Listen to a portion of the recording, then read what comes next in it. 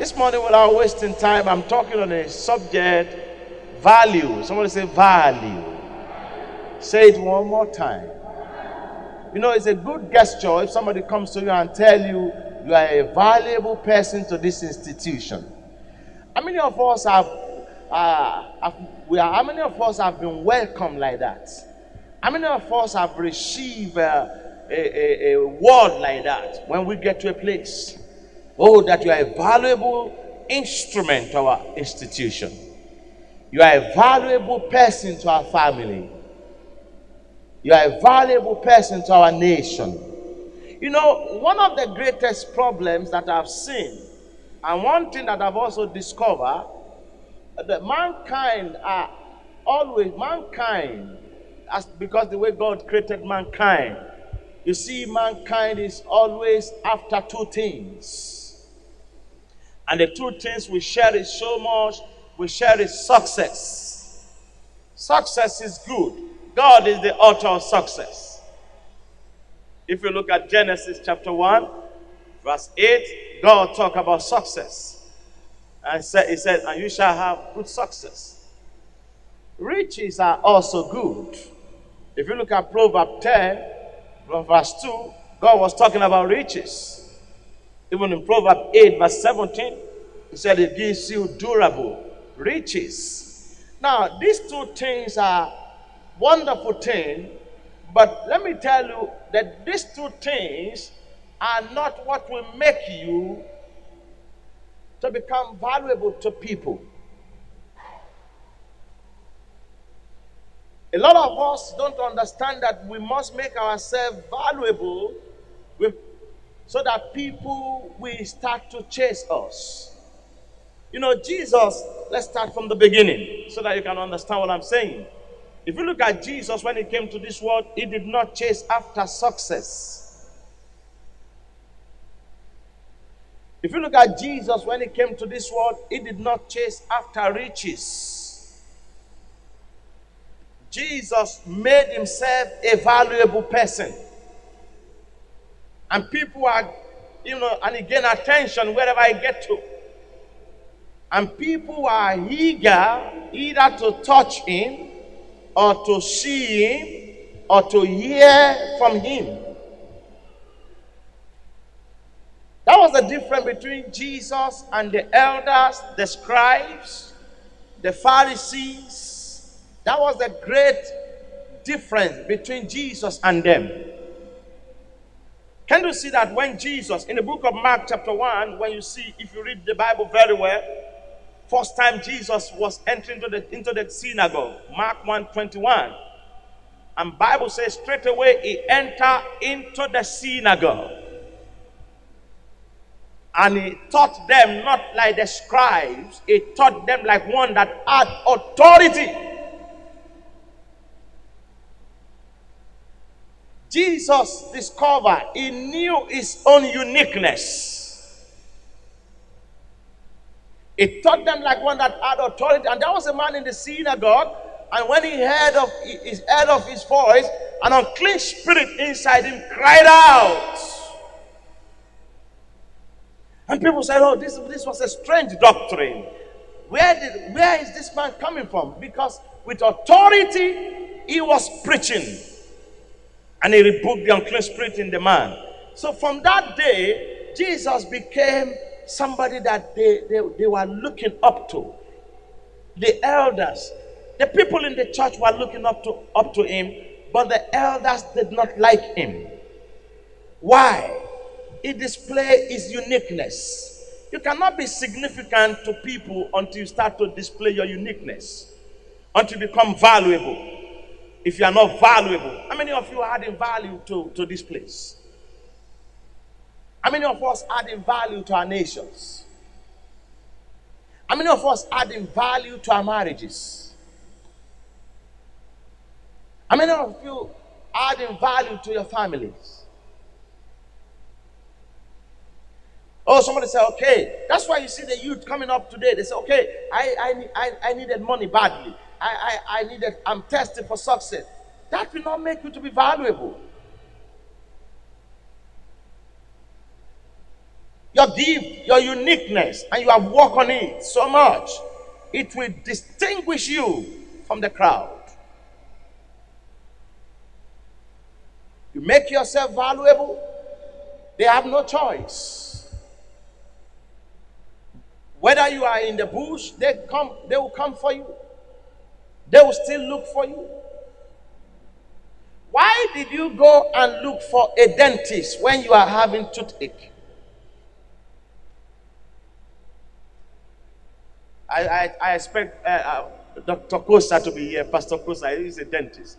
When you are having toothache, nothing enters your brain, no matter what anybody is saying.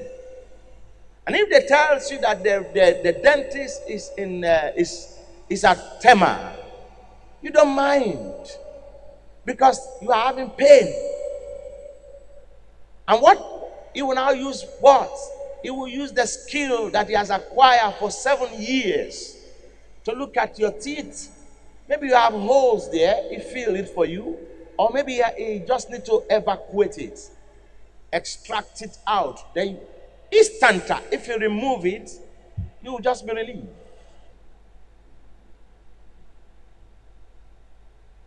Why do you run to the lawyers if you have a problem with your client and they have sued you to the courts? Can you stand in the docket before the judge? Where's your license to practice law? The judge will tell you, you can't speak, you must have somebody to speak on your behalf. And who is that person that is going to speak on your behalf? A skillful lawyer who had succeeded in going to school and had acquired more skills. And he had more knowledge. And he can say, my Lord, in accordance to the law of this land, so section, clause so, this man should be discharged and acquitted. You cannot tell the judge to discharge you and acquit you at the same time. Oh my God, I don't know whether I'm making sense to somebody this morning. Value. We need to make ourselves valuable in anywhere we find ourselves. I feel pity for some people when they get to a place, rather to be valuable, they allow themselves to be stigmatized. It's not a good thing that they call you with the bad names. They must see you as a value, as a valuable person to that institution. You must, anywhere you get to, be part of the shakers and the movers in that place. Over 2 decades ago, I came to this nation. And I must be frank with you. And that was one afternoon. In those days, the GSM had not come. You must go to P&T, to make a phone call if you want to make international call.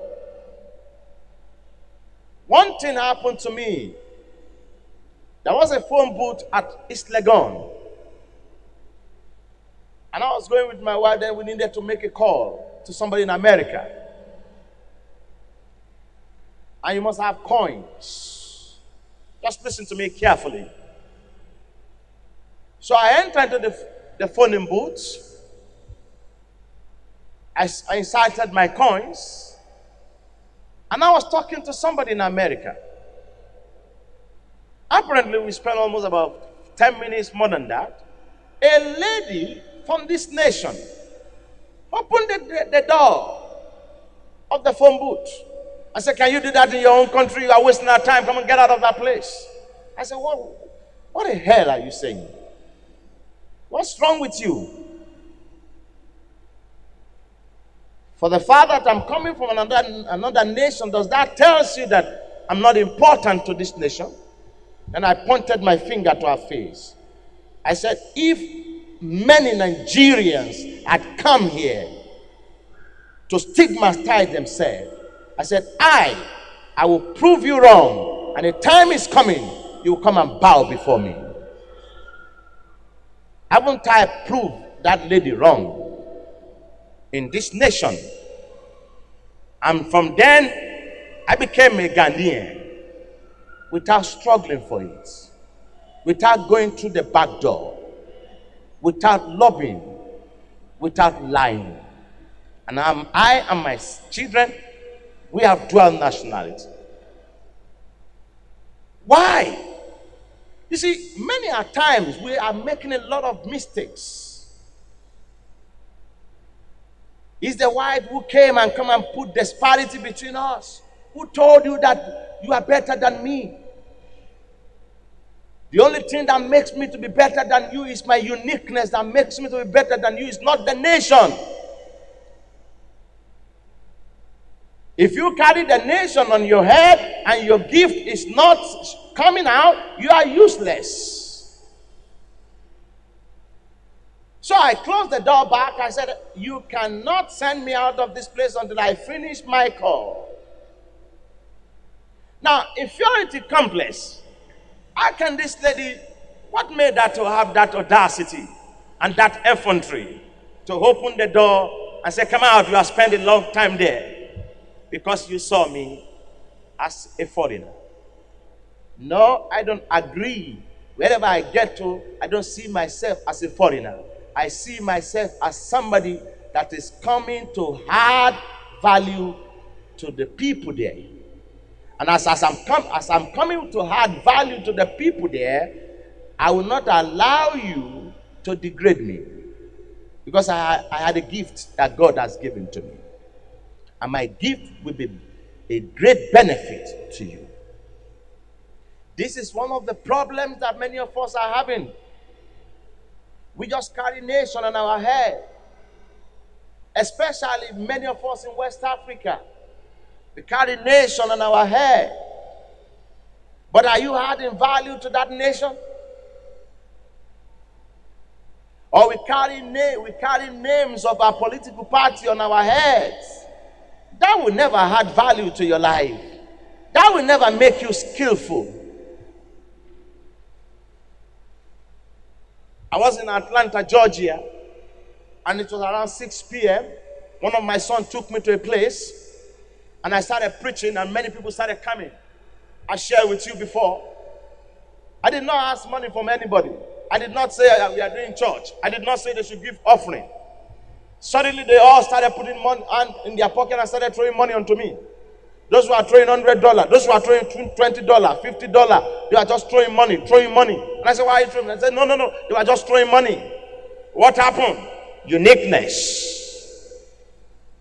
They saw that I'm valuable. And I'm also telling them, you must also be valuable. You see, we don't show people our values. That's why some people don't regard us. That lady who spoke to me that day, can she come and talk to me today? I want more than her in everything. You know why? This thing we have put down, God has put down here, worth more than $10 million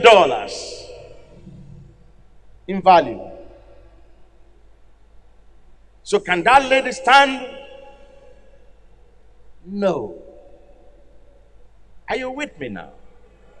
You see, many of us, you young men seated here this morning and young women, listen to me carefully. Success is not value. You may have success, it can run you crazy. And you may not be doing anything good or change any lives.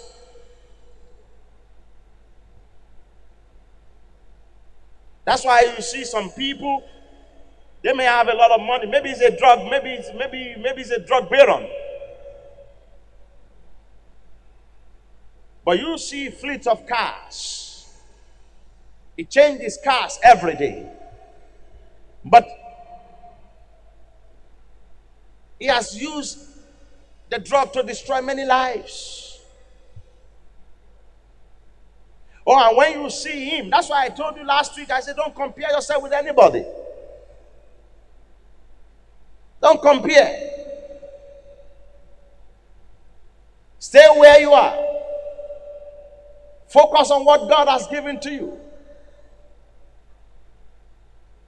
And some people may say all kinds of things. It's a matter of time. We did not come the same time. We are not going the same time. If you watch me very well, I don't compare myself with people. If you watch me very well, I want to show you. I want to display my value. I want to let you know what God has given to me. That's why I use an example. I say, when you have toothache, you cannot extract your teeth yourself. You must go to the dentist.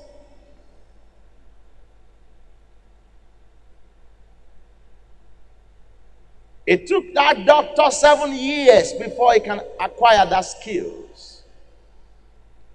You may be in a traffic for 8 hours before you get to that dentist. You can't turn back. You want to see him to help you to extract that thing. Is valuable to you. You know what made David to become unique among all the kings in Israel? If you ask me a question now, the difference between David and Solomon, I tell you that David is more better than Solomon. You know why? David is unique because his uniqueness that was what he displayed. He did not enter into the palace by forcing himself. His gifts that he has worked on, that has made him to be significant, that has made him to be unique, that was what opened the palace door unto him. The palace door will be opened unto you when you are unique and you have worked on your gift and it becomes a skill. You don't need to knock. They will open it. Am I making sense to you? Nobody was able, as big as Saul was, as wonderful as Saul was, he was the king that time. He was the only one ruling. He was the president, but there was no uniqueness in him. And David looked at the Goliath, who was tormenting them for 40 days. He said, "Who is this uncircumcised Philistine? I had the gifts. I've polished the gifts. The gift that made me unique. I've used the gift to kill lions before. I've also used the gift to kill bears. This one is just an ordinary man. I'll bring him down." He said, "But before I do that, you see now, he quickly showed himself that I'm valuable. Then he said, before I do that, what are you going to offer me?" Hallelujah. Praise God. At times you see some people they have enjoyed a lot of privileges here. They came here, we lay hands on them, and instant they get it. And their life changed. But after some time, they start to misbehave. And the Lord now spoke to me. You made it too cheap. Even though you don't charge money. Begin to withdraw yourself gradually. Don't easily lay hands like that. Let he or she see it a bit. At times, if you don't suffer for something, you may not know the value. So look at David. David said, "Look, what are you going to offer me?" He said, "You married the first daughter of the king." He said, "Wow, what a good deal. I will bring him down." His brother told him, "You can't do it." He said, "Don't worry yourself. We don't rule in life by success. We don't rule in life because of the riches we have got. We rule in life by our uniqueness and our skills." Then he brought him down. And what happened? I still shared it with you last time. And they were healing him. And instanter, the palace door. Did David knock?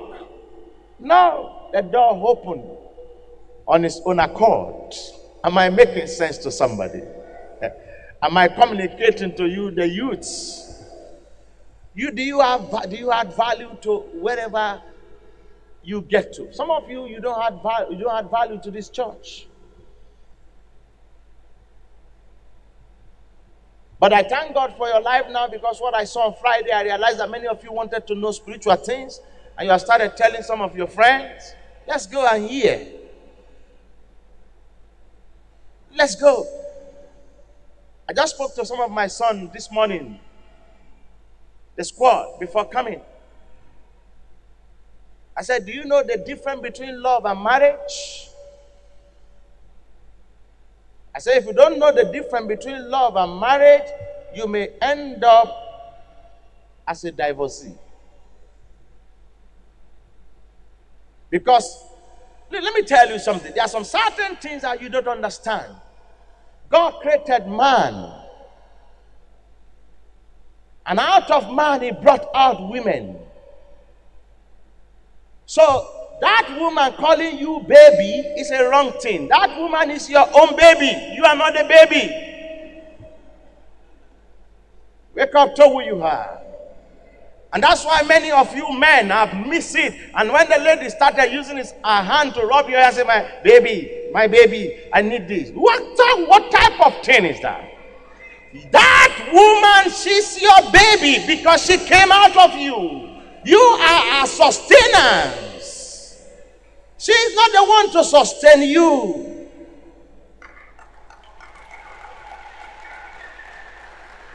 That's why when men really woke up to become men, there is always a problem between them and their wives. Because by that time you want to put things straight. She is demanding more. Then you say, no, it's not in accordance to the budget. When you get too much, what will happen to the life of those young ones coming? When the money finish, will you stay? She can leave you and go. And all my sons were looking at me this morning. I said, wake up to who you are. Learn and understand lives. She keeps on looking up to you. She will keep on asking from you. Because you are the sustainer. You are not her baby. She is your baby.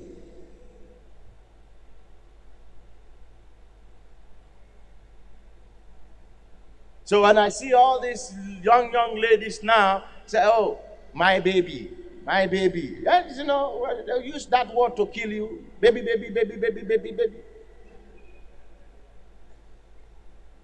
My baby. Then she has collected everything. What value are you adding?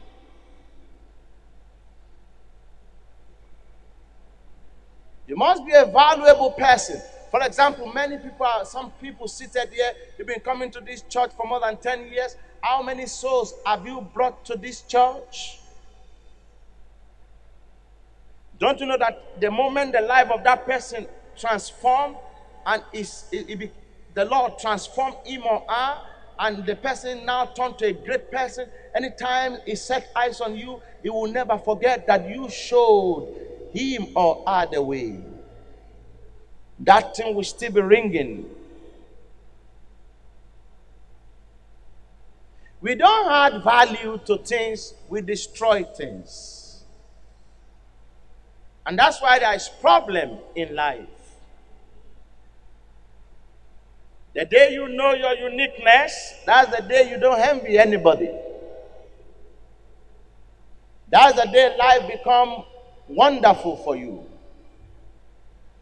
That is the day you sleep fine. That is the guarantee of your longevity.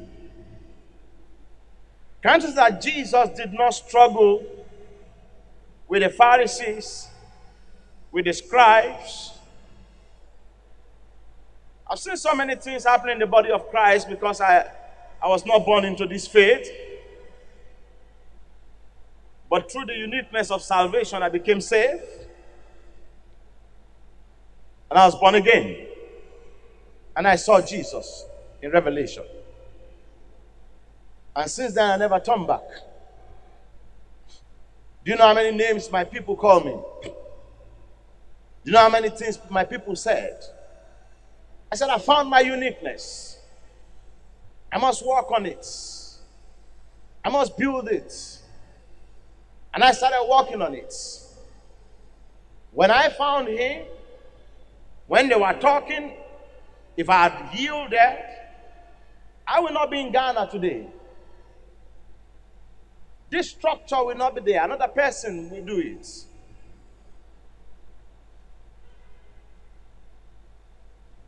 Look at so many opportunities that have slipped off our hands because we have not been able to find our uniqueness and display our skill to people for them to know that we are valuable.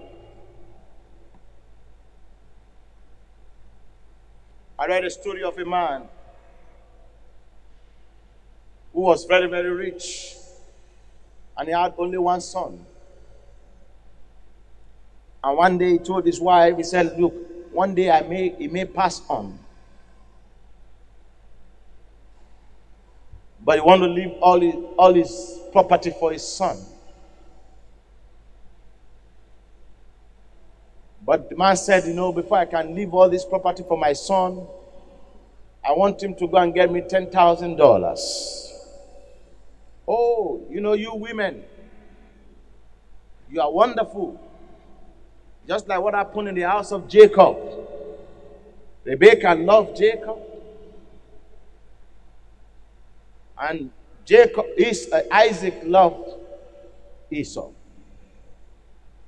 And the mother said, oh, if your father said you should get 10,000, no problem, I give you $10,000. The man who was an old man was just sitting by, in abroad we have heater, we have fireplace. We don't have that in West Africa. Or in South Africa we had that. In winter, you make sure you put some wood, then you sit very close to the fireplace to warm yourself. Now suddenly the son came and said, oh, Dad, I've got the $10,000. The man said, okay, can I see the $10,000? He looked at it and he threw it into the fireplace.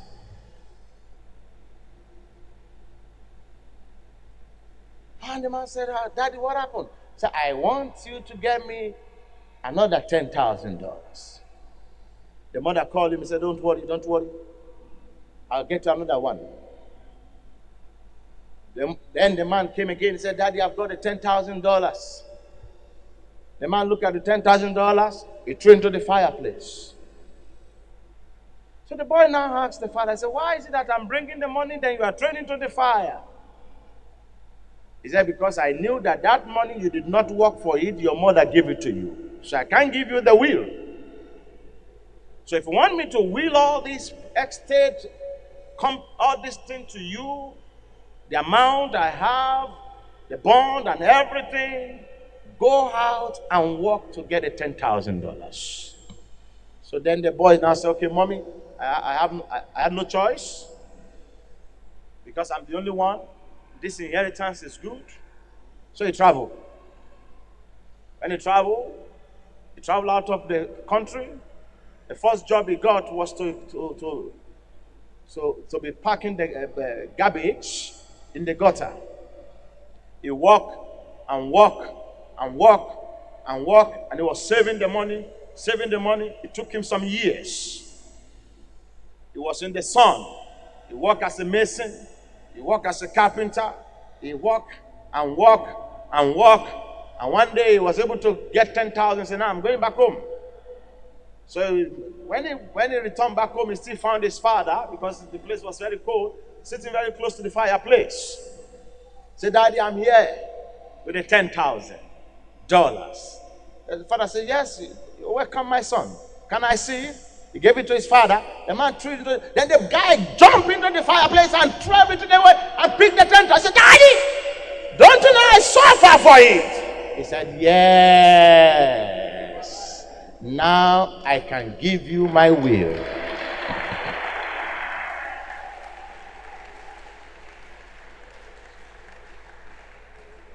That's why at times we have made a lot of mistakes in Africa. We gave some certain position to some people that they don't value it. And that is why it's affecting us.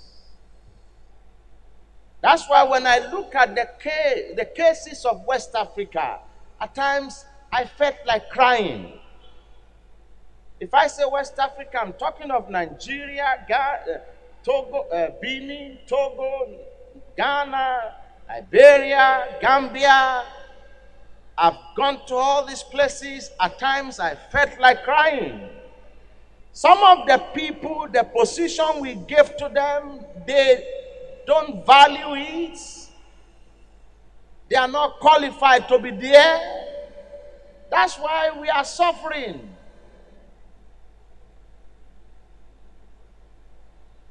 Can you imagine somebody who was born in America or in London? That when you finish your high school, maybe your parents, they'll tell you to go and look for a holiday job. We don't do that in West Africa here.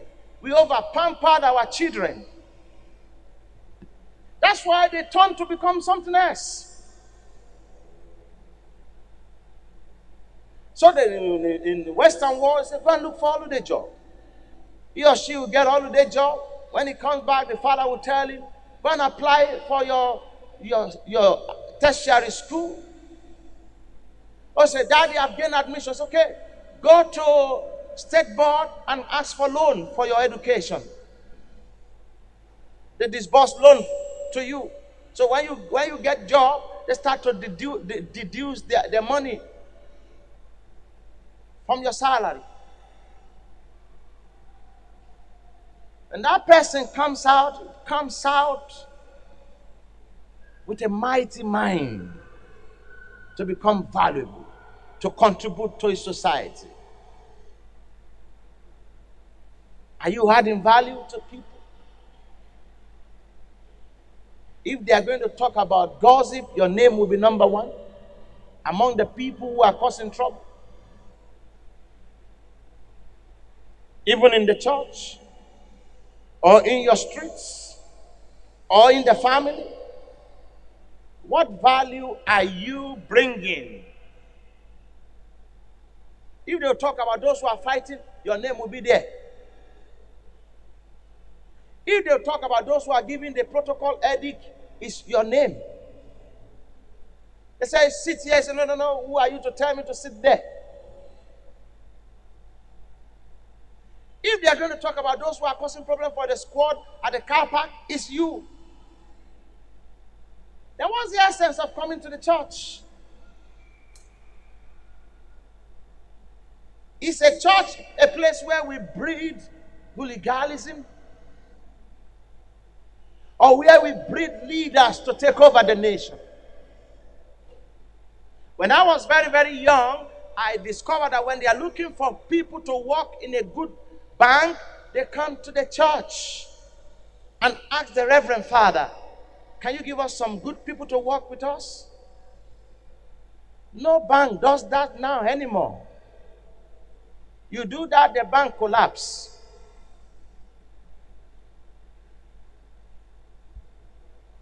Have you found your uniqueness? And that's why you are not significant to people. And many of us, we want to force ourselves to be recognized. Even some pastors too. Let the world hear me. Even some pastors. There is difference between if you are doing a charitable work, whereby you establish an institution, and some people who are lacking, they come there, you take their profile, and you now start to help them gradually, than to come and put a lot of money in front on top of the altar before the church, and now begin to say, who are those who have problems? Come and take 1 million. Come on, that's nonsense. You're not helping. You're just trying to force yourself to be recognized. The money you are giving to that person, he will never utilize it.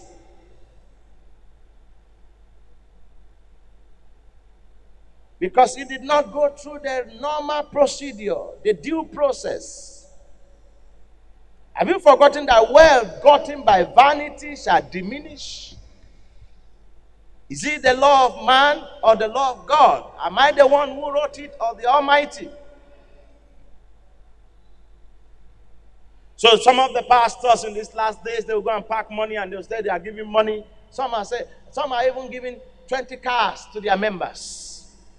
It's all lies. Forcing themselves to be recognized.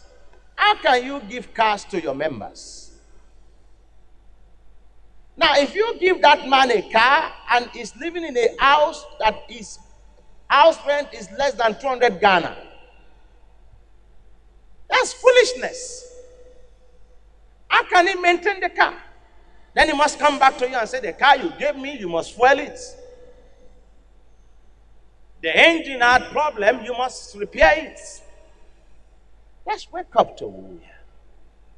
And some of you will be hailing all those pastors. Oh, generous pastor. Good, that's not charity. That's deception of the highest order. In order to lure you and deceive you, because they knew that you are vulnerable. The day you discover your uniqueness, you know that come what may, a car will come to you. You don't need to struggle for it. Take me out of this place, put me in the jungle, it's a matter of time.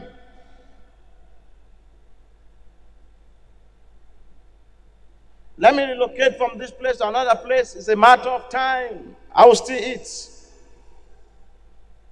What will bring it? The gifts. And you are unique. Some of you at times, you see, let me tell you something. I think I should help some people this morning. No matter how long you spend with a salary job or salary employment, you can never be great. Yes. You only earn your salary, you go. The day they tell you don't come again, that's the end of your life. But the skill you have acquired, you can reproduce it anywhere, anytime, any day, any nation. Everywhere is paradise, provided the way you see it. Am I communicating this morning? Or my words are too hard or harsh? No. I'm just telling you, you must be valuable. Jesus, why isn't everybody love Jesus? Why did you love Jesus? Have you asked yourself a question? Why I love Jesus? I love Jesus. Why did you love Jesus? It's a good question. What made you to love him? Because he gave you valuable salvation. He died for you and myself. That's why you love him. If he didn't die for you or die for me, will you love him? Will you even hear his name?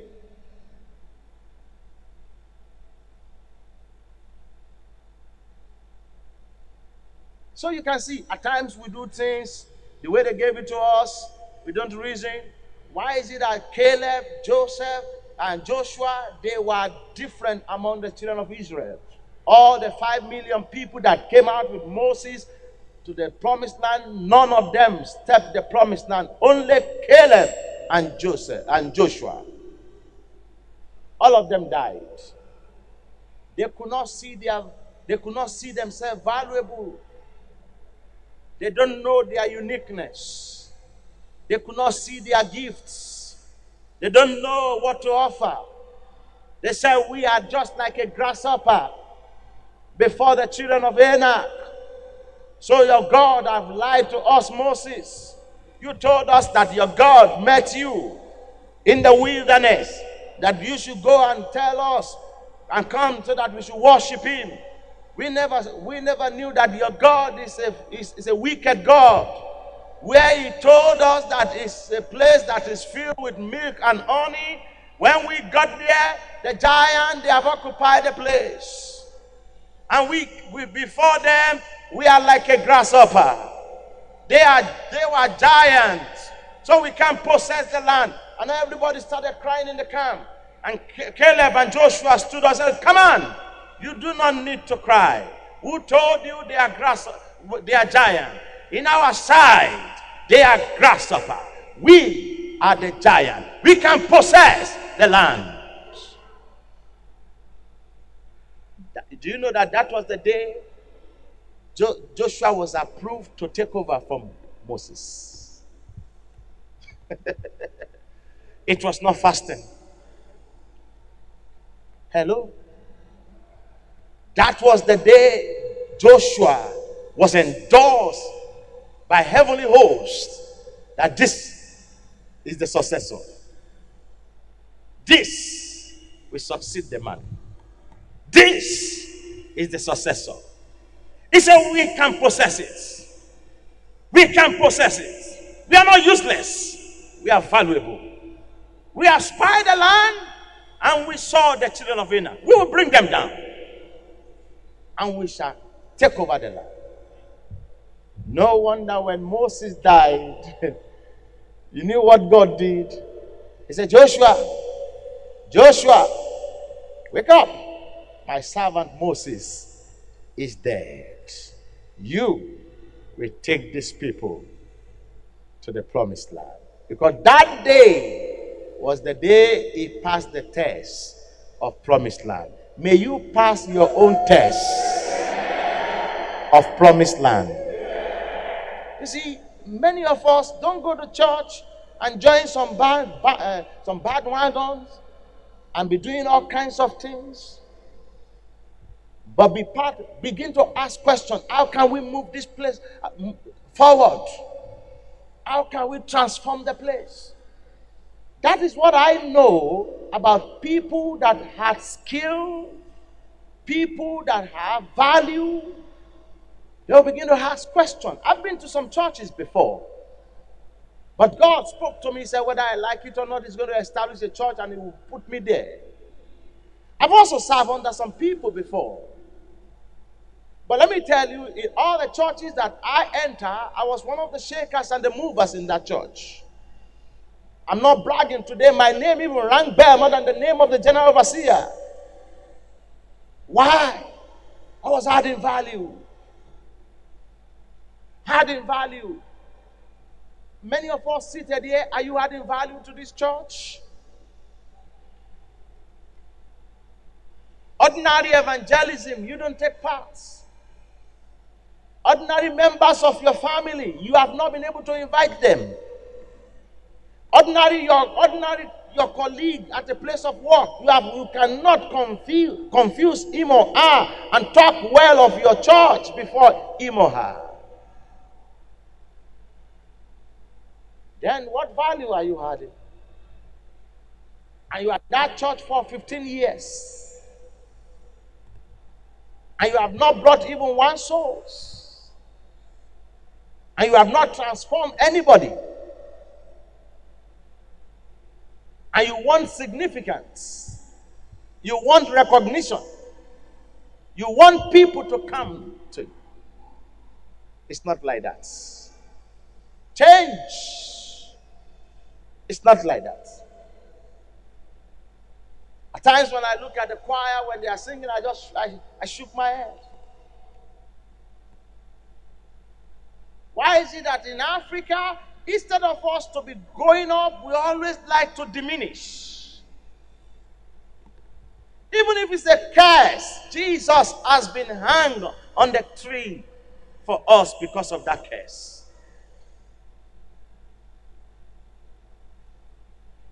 An African man, when he's managed to do something for a while and everybody started praising him, then he will be carried away. The next thing is that he starts to do things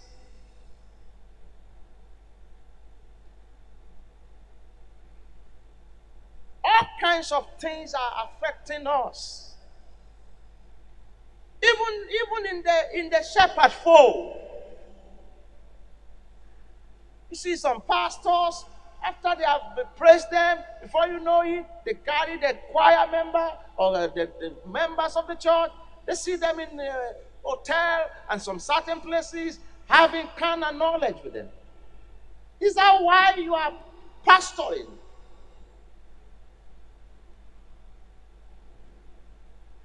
Is that why you are a shepherd? And all kinds of scandal, all kinds of names, all kinds of things are going on. Even the people, permit me to say, the Buddhists,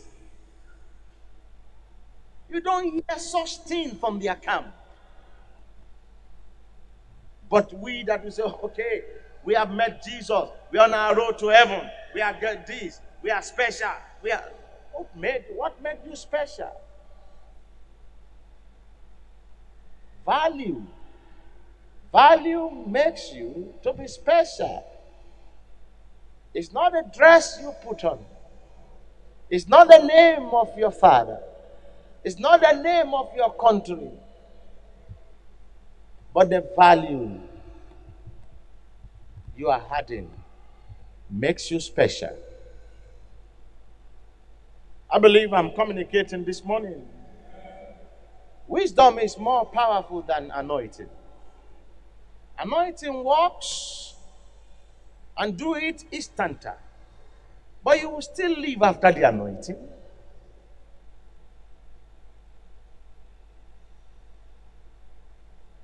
Wisdom, deliverance without wisdom is useless.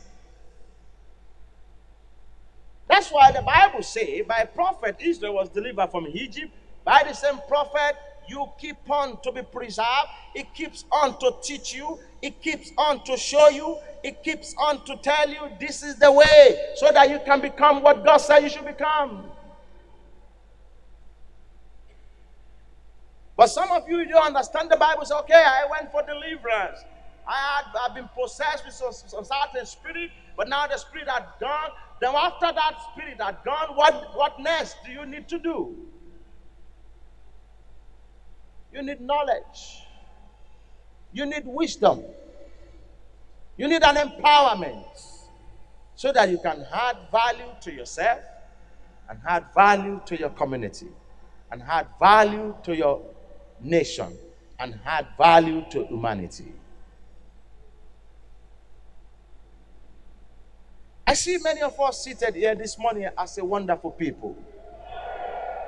But because we have not discovered, that's why at times we allow inferiority complex and some certain things to happen to us. You may not know yourself until when you start to do it. You don't know how the onion looks like until when you start to slice it. And it start to fall on each other gradually. Ask women, they'll tell you. When I'm in a kitchen, maybe once a while, what I like to handle so much is I like to handle an onion. So when you cut it, cut the egg, cut it, strip off all those skins, then when you start to slice it, you feel so much happy. Maybe you see, if you have seen a professional chef cutting onion, you marvel within 2 minutes, and everything will just.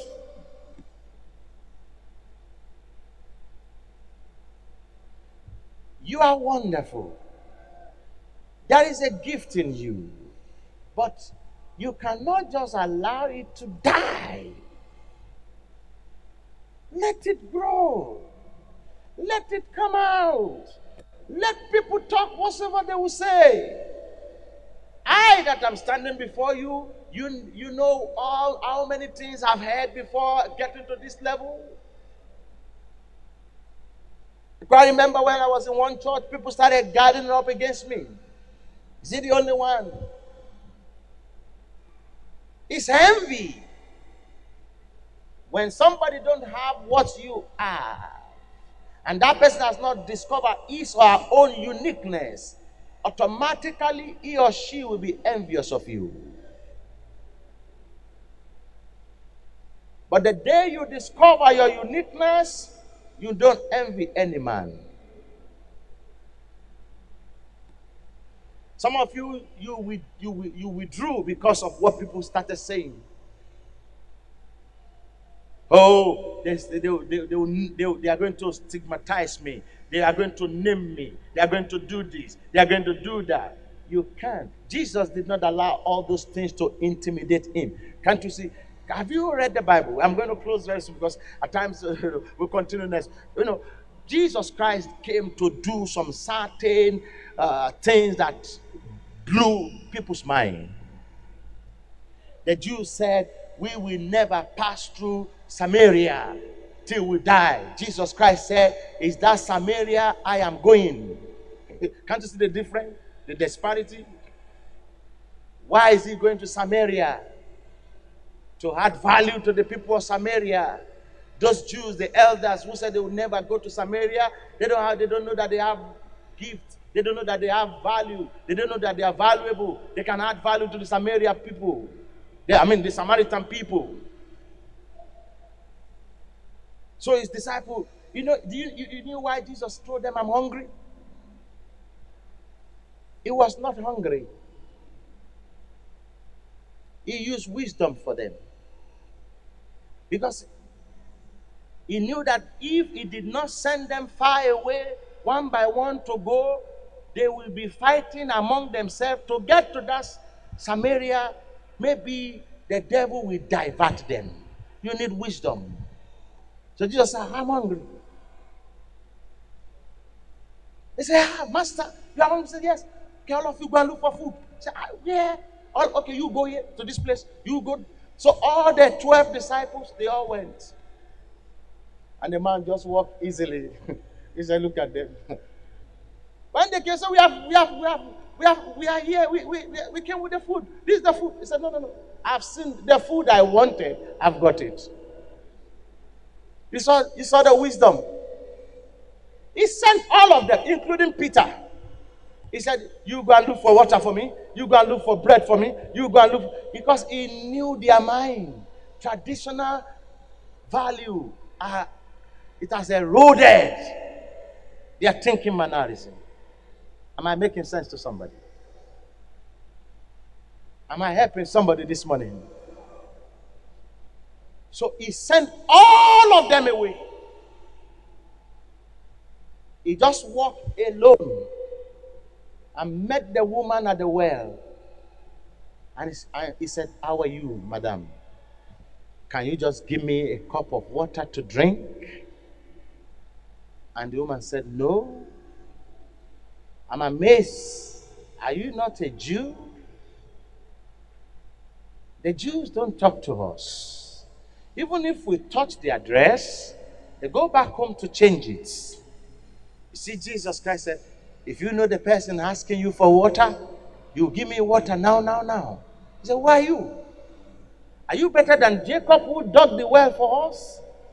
He said, Jacob gave you water. If you give me water, I give you living water. You must say living water. He said, yes. Now Jesus now wanted to make himself valuable. Tell your neighbor, I'm valuable. You know what Jesus Christ now told the woman? He said, you are not married, but you have children. And the woman said, yes. And Jesus said, you have 5 men in your life. He said, how do you know? That means you must be the Messiah we are waiting for. And Jesus Christ said, yes. What happened to the woman? Significant came. What happened? She dropped everything. What did she do? She ran to the city. And she did what? She heralded what? Said, I have seen him. Who did you see? Messiah. They will see you.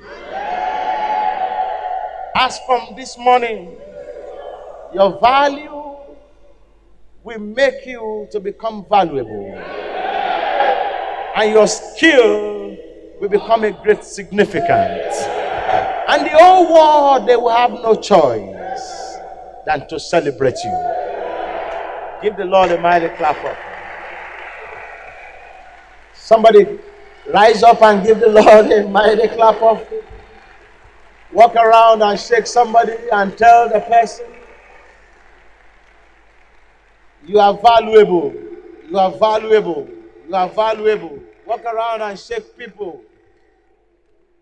Shake people. Shake people. Shake people. Don't be timid. Don't be timid. Don't be afraid.